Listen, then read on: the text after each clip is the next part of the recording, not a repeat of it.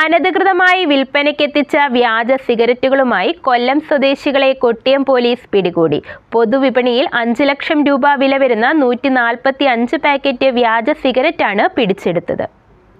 ITC കമ്പനിയുടെ ലേബലിലുള്ള വ്യാജ cigarette കൊല്ലം ജില്ലയിൽ കൊട്ടിയം ഭാഗങ്ങളിൽ വിൽപ്പന നടത്തുന്നതായി കമ്പനി അധികൃതർ സിറ്റി പോലീസ് കമ്മീഷണർക്കും കൊട്ടിയം പോലീസിലും 2 ദിവസത്തിനു മുൻപ് പരാതി കൊടുത്തിരുന്നു.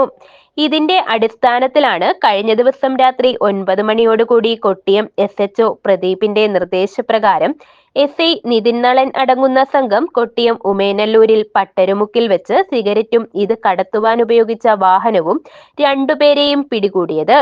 ഒരു പാക്കറ്റിൽ 20 എണ്ണം വീതമുള്ള 145 പാക്കറ്റ് വ്യാജ സിഗരറ്റാണ് പിടിച്ചെടുത്തത്.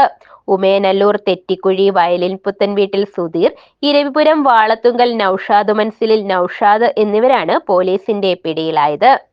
ITC കമ്പനിയുടെ ഗോൾഡ് ഫ്ലേക്ക് എന്ന ബ്രാൻഡിലുള്ള സിഗരറ്റിൻ്റെ വ്യാജ പതിപ്പ് കൊട്ടിയം പ്രദേശത്ത് കച്ചവടം നടത്തുന്നതായിട്ട് 3 ദിവസം മുമ്പേ ITC കമ്പനി അധികൃതർ ബഹുമാനപ്പെട്ട കൊല്ലം സിറ്റി കമ്മീഷണർക്കും അതോടൊപ്പം കൊട്ടിയം പോലീസ് സ്റ്റേഷനിലും പരാതി നൽകുകയുണ്ടായി.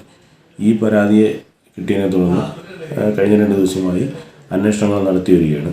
ഈ അന്വേഷണത്തിന് ഒടുവിലാണ് ഇന്നലെ രാത്രി 9 മണിയോടുകൂടി കൊട്ടിയം പട്ടരമുക്കിൽ വെച്ച് ഒരു ഇക്കോ വാനിൽ കടത്തിക്കൊണ്ടുവരികയായിരുന്ന 5 ലക്ഷം രൂപ മാർക്കറ്റ് വാല്യൂ വരുന്ന സിഗരറ്റ്, വ്യാജ സിഗരറ്റ് കൊട്ടിയം പോലീസ് പിടിച്ചെടുത്തത്.